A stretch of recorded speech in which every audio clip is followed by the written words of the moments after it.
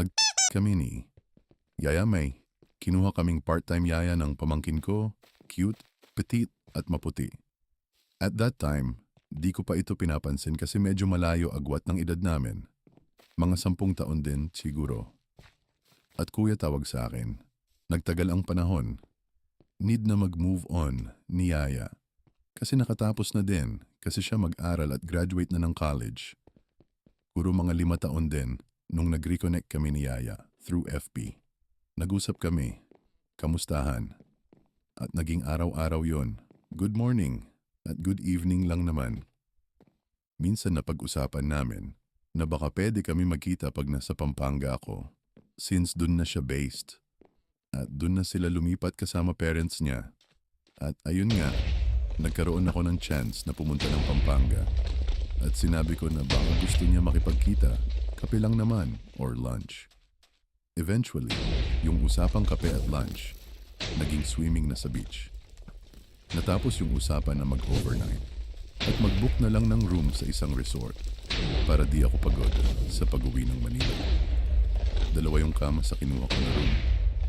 Dumating yung araw na magkita kami. Around lunchtime dun sa SM. Di ko pa nga namukhaan.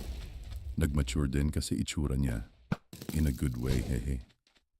After namin mag-grocery, dumiretso na kami agad ng resort. Kwentuhang walang hinto diyan, kain ng late lunch tapos punta sa beach para lumangoy. Medyo nagpaalalay siya sa tubig, hawak kamay kasi di daw siya marunong lumangoy. Pawala na araw nung umahon kami at bumalik sa hotel. At doon naglabas siya ng Black Label. Ang huling naalala ko, inalalayan ko siya mag-CR at tinulungan humiga sa kama.